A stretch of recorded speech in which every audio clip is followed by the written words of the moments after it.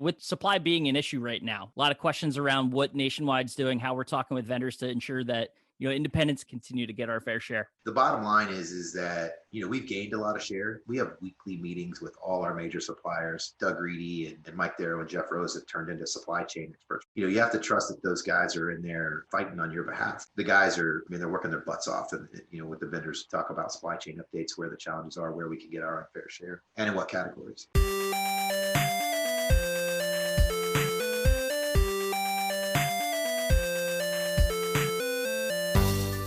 Welcome into the Independent Thinking Podcast. I'm your host, Rob Stott. Ever since the days of Tony Kornheiser and Mike Wilbon on Pardon the Interruption, for those of you who know, an old ESPN show, I've loved the idea of, user-submitted, audience-submitted content that can be used in a show. And, that has continued into, being a podcast junkie and listening to episodes. They call them mailbag episodes of, the listeners of a podcast submitting questions and kind of guiding the conversation of an episode or a number of episodes. And, I've been looking for a way to bring that to the Independent Thinking Podcast, and happy enough to have been able to get our chief member advocate and president, Tom Hickman, to want to dive into a mailbag episode with, member submitted questions and tackle all kinds of topics. I mean, topics that the members want to hear about. I as a podcast host can ask so many questions and guide a conversation into certain directions, but really it's the listeners and the audience that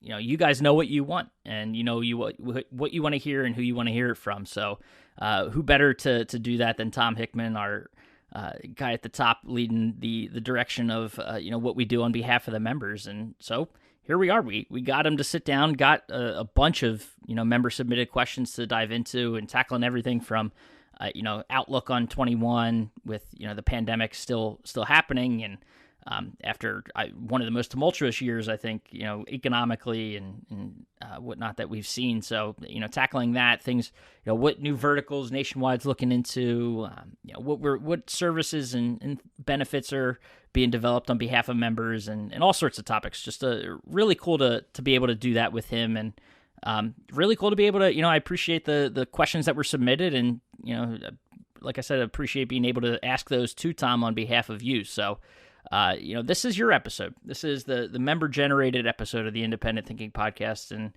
happy to do it, and happy to share, the conversation with Tom. And, this is a thanks to you. So let's just go ahead and dive into this mailbag episode with Tom Hickman of Nationwide Marketing Group.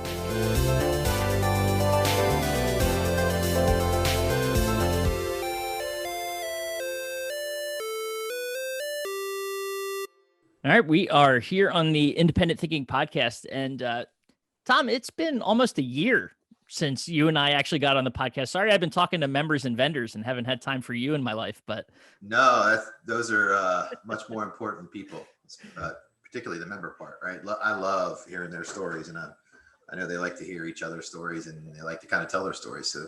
Absolutely. There've been some interesting ones this past year. So I mean, we've got some interesting members, right? So. Interesting members, and then you throw a pandemic on top of everything, and it's made for quite the year of podcasts and stories and interviews. So I want to start there, though.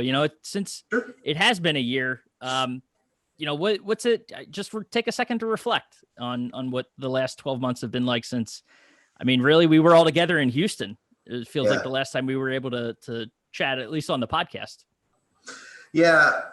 You probably heard the big sigh, right? So I mean, I look at it, it almost feels like 10 years and almost a decade in 1 year, right? Because there were many seasons inside that year. And so if I go back, literally to Houston and, coming off a fantastic show, it's really kind of the first time we started to hear about, the virus and some things, but it was mostly just in, candidly around supply chain, right? We were going to have some challenges, maybe getting some product, and that obviously exploded into a completely different, challenge. And so, it's, for me, if I had to just bookend it, it would be the range of emotions from, frankly, just, really scared for our membership and scared for the country and scared for the health of, because there was a whole lot of unknown, right? And then And then it felt like all that kind of, kind of reached a peak in maybe May, right? Yep. And we kind of navigated, essential businesses. There was a moment to breathe, at least for some of at least I know there was a large part of our members that couldn't because they were closed, and particularly in the furniture and bedding space. But in the appliance electronic space, there was just a kind of a moment for them to take a breath, right? And like, okay, maybe, there was, and then some government, help came, and there was maybe the idea that we were going to kind of get through this a little bit safer than we had thought, at least from a business perspective. And so, Right. And then you kind of ride, so that if that felt like the top of the wave, I grew up surfing, so I just kind of think of things in that, kind of riding, into shore was a little, more peaceful, right? We kind of found a normal, I would say at least a normal inside all the chaos sometime in September and October. And, and we found ourselves in a lot of cases back open. And, when I'm speaking for the membership, obviously, and in a lot of cases, way more demand than we had supply. And so we had this kind of tumultuous, I would say 120 days where it was, what was going to happen to our businesses versus how we going to get more business and be safe.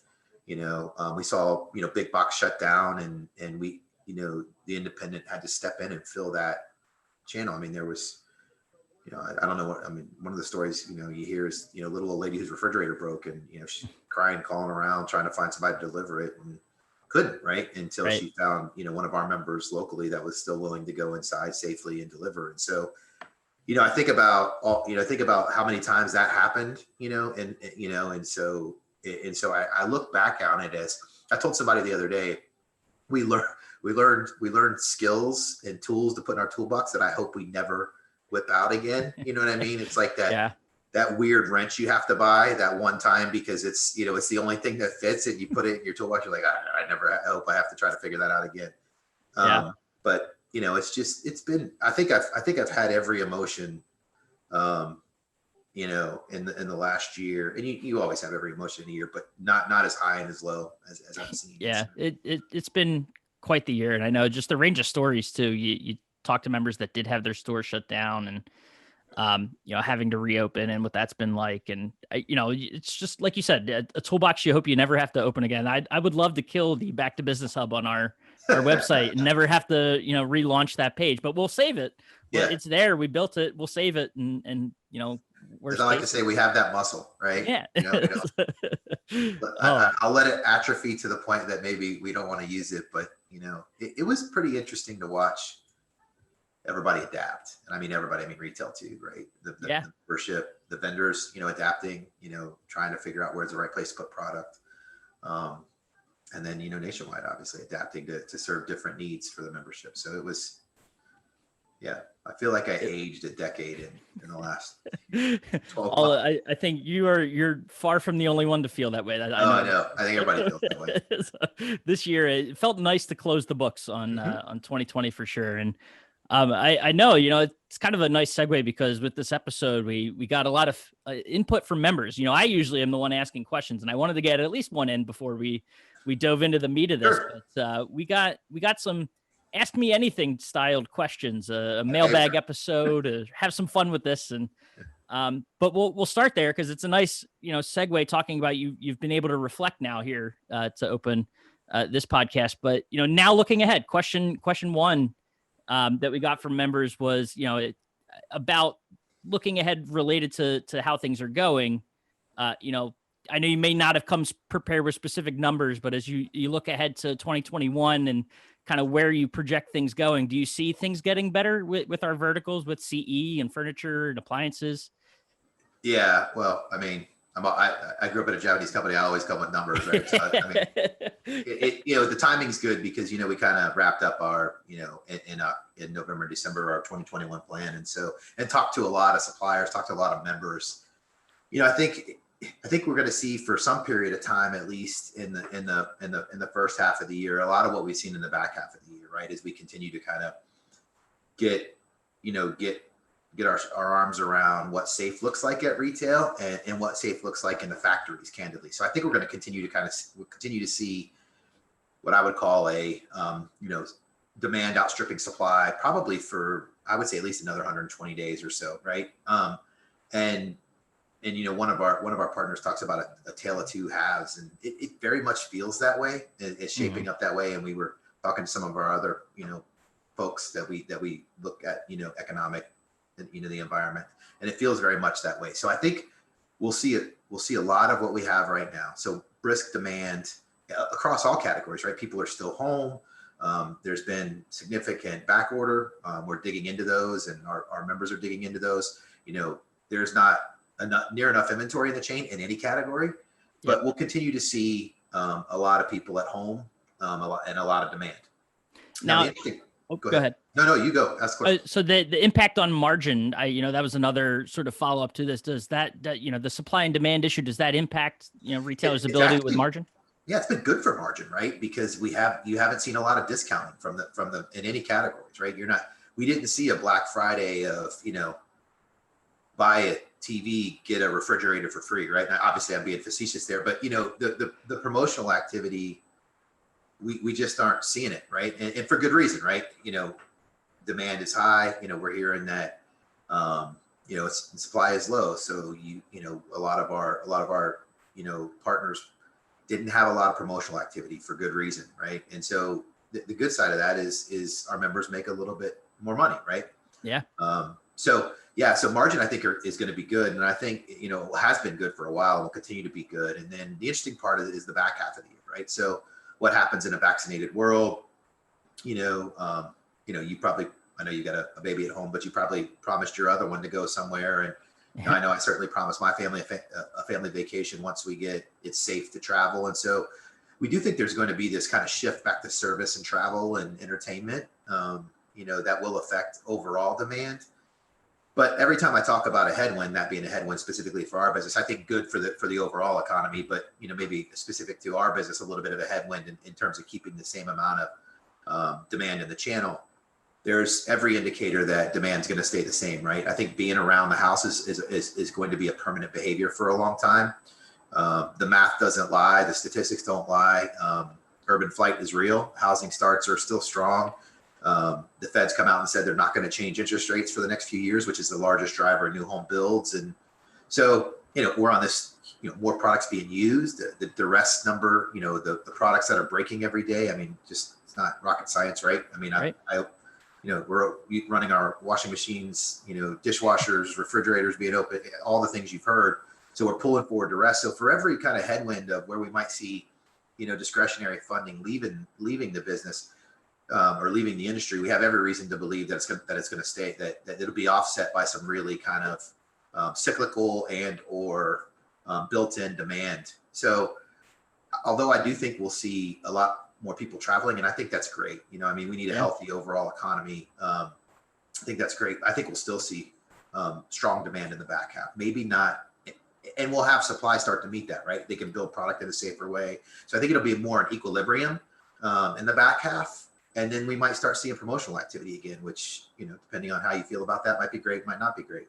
Right. And that kind of, you touch on it there at the end, but the supply, if demand stays high, I guess, waiting on that vaccine to get around, that'll ease the sort of restrictions on manufacturing. But is there, and I know it'll vary from industry to industry, from appliances to CE and furniture and bedding, but is there a guesstimate on when, you think supply will start to catch up to, ease the supply chain issues?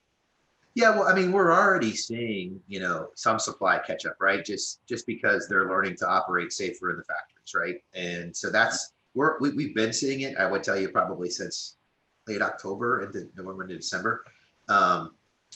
But they're still working at half capacity, socially distanced. So a vaccinated environment may look different than that. And so overall yield's going to go higher. It's going to be get higher, and so it'll get back in line faster. Feels like Q3.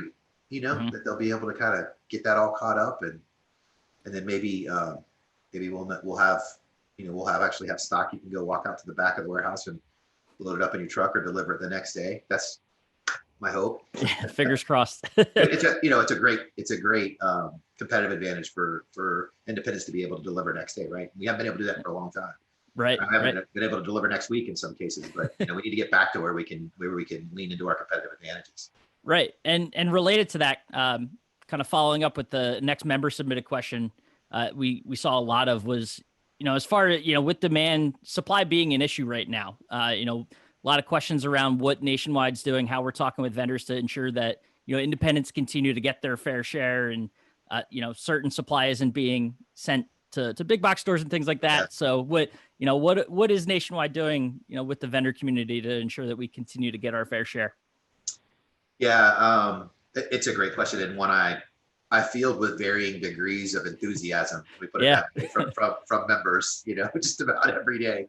Um, there's the kind of the strategic and then the tactical, right, and then the actual what happens, right. So, we know by looking at kind of what's going on around year over year orders that the independent channel is getting its unfair share, right. There's a lot of reasons for that. We don't need to get into all of why. Um, the bottom line is that we've gained a lot of share. The channel's gained a lot of share. Best Buy was closed. Depot and Lowe's were better. We're a better experience. We can still service. So we have had, although it hasn't felt that way, and I want to be very clear, because there's going to be some members that listen to this and call me completely out of touch, right? Because they haven't seen their unfair share, and I understand that. And we certainly, I'm not suggesting that inventory is in line in any way, shape, or form. I do know and believe that we are getting our unfair share because we have weekly meetings with all our major suppliers. Hey, where are we? Give me a factory update. Doug Reedy and Mike Darrow and Jeff Rose have turned into supply chain experts, right? Because I've been on the calls, right? They're talking about what factories are going down. We're trying to share that information back out. How's that affecting us? So you have to trust that those guys are in there, just fighting on your behalf, right? And there's a lot of good reasons for product to come our way, right? Higher ASP, better experience for the retailer. We were still delivering in a lot of cases. So again, I know there's a bunch of people are going to listen to this and tell you I'm completely out of touch, but the guys are working. I mean, they're working their butts off, and with the vendors weekly and then sometimes twice a week to talk about supply chain updates, where the challenges are, where we can get our unfair share, and in what categories. Definitely. And along the lines of category questions, I think one of the most popular we've got, and I'm sure you hear this constantly too, is, maybe not something we're thinking about. Well, I'm sure we're always thinking about it, but in the middle of a pandemic and given other issues, the immediacy of something like this, may not be right front and center. But as far as expanding categories, Nationwide looking to, stand up other verticals and other areas of, adding to what vendors might be able to come in. What sort of, I'll make it a two-part question. Are we, and B, what's the process like as you sort of evaluate where we can expand? Yeah, the answer to the first part of your question is always, right? I mean, if you look at, go back, 15 years, 20 years, we weren't in the bedding business, right? So that was something that we got, we expanded into. Then you look at, more recently, outdoor, connected services, AT&T, smart home, so yeah, we're part of our, job, maybe a little heightened or dampened in the pandemic, is to look around corners and go find, new products, new categories for our members to carry. And I just think about, PGA Orsini's popping into my head, and he'll love the fact that I talked about him on one of our members, one of our, really progressive guys. But, just listen to him tell you about his outdoor story and how it's changed his business, and so, and I'm watching the outdoor business grow, and now watching a fledgling kind of connected services business, AT&T and broadband, grow as well. Yeah, I think there's things we're going to learn, out of the pandemic, and more things around the house. Now, I don't know specifically. I think we got a huge run coming with smart home. Maybe it got shelved a little bit with all the kind of chaos, but I think there's home and health is going to be big, right? Monitoring what's going on around your house, monitoring what's going on with you. I think it'll continue to expand. So, yeah, the biz dev team's charged with that. They're always bringing us stuff, and we're like, okay, that's too far outfield. Let's try to get a little closer to our core business from time to time. Right. No, that makes a lot of sense. And, it'll be interesting because like you said, there's sort of parallel verticals, everything that kind of makes sense around that. And smart home specifically right now is, as people sit around their homes, and we're just coming off of CES not too long ago, seeing all those things always gets me excited to see, what sort of, things did you see Kohler's smart bathtub by chance during No, I CES? didn't, but it doesn't No. surprise me. We'll probably have a smart bathtub before we have autonomous cars, and probably use it more often than autonomous cars. Yeah, So, that and the toilets that flush themselves and put the yeah, seats down so you're not getting yelled at home. Those things are always awesome. yeah, But those are real value adders, right? absolutely, absolutely.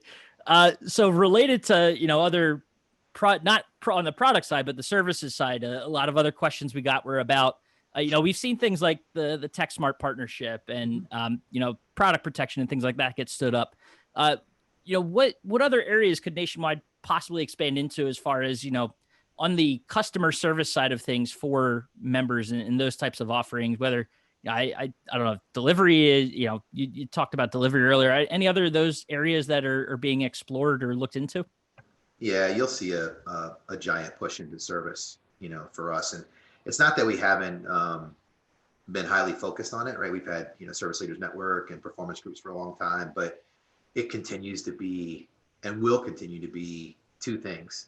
The bane of existence of the independent retailer and service is just a tough part of the business, but it will also be an opportunity and a competitive advantage. And I think it's going to stay that way. And so anytime you have a problem that has to be solved, at retail, coupled, very closely with an opportunity to have a competitive advantage, and it's going to require, training and focus and some groups, but you'll see a big push and a big effort out of us around service and solving that challenge. The other thing I would tell you is I talk to a lot of members, and not one that I've talked to has been able to get enough talented people in their business, right? And so you think about, human capital and human Mm-hmm. assets and what drives their business. And so, maybe a little bit, slightly, further down the path, but you're going to see the group use its scale and size to try to solve that problem, in a way that helps our members, be more efficient in finding good folks and helping them find good folks. Because I was reading a member of his the other day. Somebody hired 20 people in October. Wow. And that's great because we have people that have been looking for people since October. So I would tell you, in the business services side, there's definitely room for service, and we've got a roadmap there and a plan there. You'll see pretty quickly, and then human capital is going to be a big deal.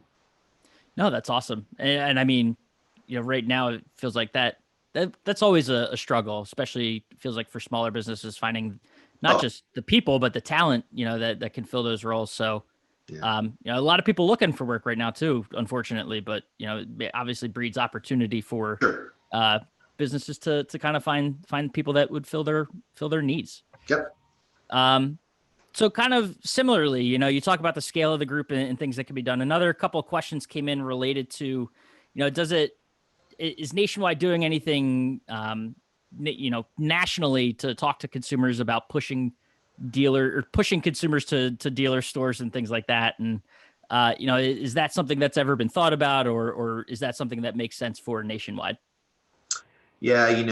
I consider us the great, transactional lubricant for retailers between them and their customers. So yeah, I would tell you nationally we are, right? I mean, we've got, 60 million unique visitors to our websites as a group, right? So you take those thousands of websites that are running, we're running campaigns on those every day, brand awareness, member awareness, because, really you don't want to be, driving people to your store on product you don't have, but kind of pivoted to more of a, hey, we're here, we're safe, we're servicing, we're still operating. And so in my mind, that's a national effort, right? It may be 3,000, rifle shots, across the country, but the cumulative effect of that is we're seeing about 60 million folks, right? So that's a lot of people that are hearing in one shape or another, very tailored to the individual retailer, but the independent story. And that's pretty amazing if you think about it. You know what I mean? It's, it's a pretty powerful message. And so, you get Steve Bryant going, there's always a global shock and awe campaign, right? But, we're going to stick to our brand promise of helping those retailers, and our retailers and members thrive on their terms. And so what their local message is, yeah, we're pushing it hard, but we want to make sure it's their message and not, a nationwide message. And when there's a need for an overall independent, versus the big box SOBs, then we'll run that ad too, right? And there's plenty of those available at Prime Media for our members to kind of run that if they feel like it. My favorite is the one with the every morning you get up, the one that's still gives me chills when I see it. So. No, that's awesome. So that kind of did it for the business related question. We got one. It was submitted anonymously that was off the wall that I thought would be fun to close with. And cool, yeah. So here we go. You've been told you have 1 week to live. How would you live it differently? What would be important to you during that week? And what would you do anything differently than what you do in your normal day to day? Yeah, I would. If I only had a week, I'd probably stop working out. I would eat. I try to eat decently. I would probably wouldn't do that. I probably drink a little more than I probably should. If I only had a week, but no, look, I always kid people.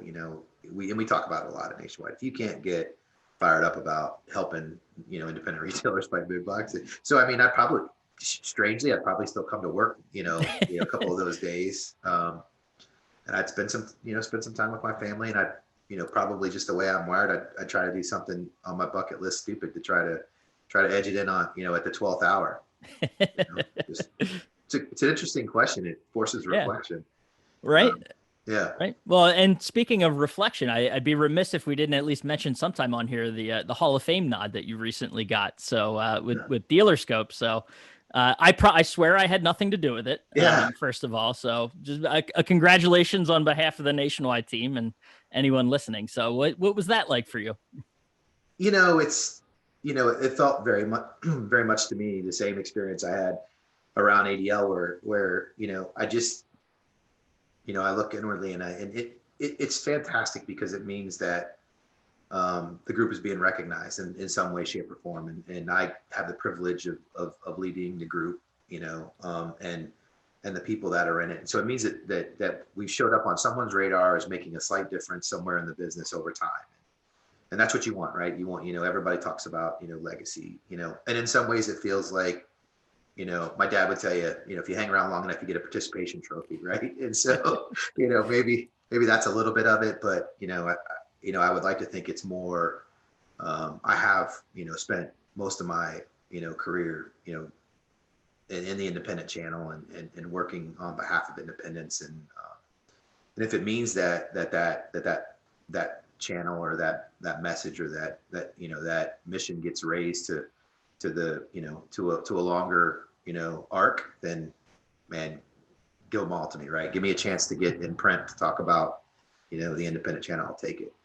Yeah, no, that's awesome. And I think it's always, even pre Nationwide days for me, it's been reflected in kind of the work of the group and seeing how everything kind of unfolds. And having that sort of mission always be around the members. So it's infectious. Maybe not the time to be talking about infectious things. No, right well, now, but there's still positives with, that mentality kind of spreading throughout the group. And, it's awesome. So yeah, well-deserved and always awesome to see.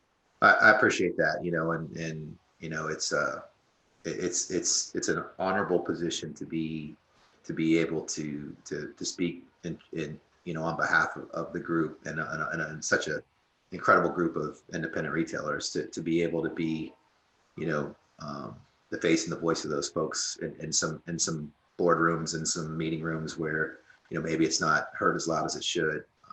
I take that pretty seriously. Oh, that's awesome. So, well, I appreciate it. And I see the clock behind you telling me that we've been doing this for a good chunk of time. So yeah. I want to let you get back to working on behalf of the independent. So no worries. I appreciate the time this morning, Robin. Thanks as always for giving us a platform to talk about the channel. Yeah, you bet.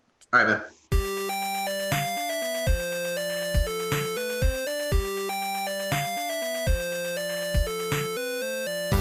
All right, and thanks again to Tom and to you, for yours, like I said at the top, for your submitted questions and for guiding this conversation. I think we learned a lot. Tom shared, thanks to him for sharing all his insights and being candid with us on the podcast and diving into your questions. So this was a lot of fun. I appreciate it, again, all the submitted questions, and couldn't get to all of them, but we were happy to get to the ones that got submitted the most, and appreciate all your input as we built this episode out and had a wonderful conversation. So we'll look to do it again. Look out for more invites to submit questions to the Independent Thinking Podcast. And as always, appreciate Tom for his time, and of course appreciate you for listening, and we will catch you next time.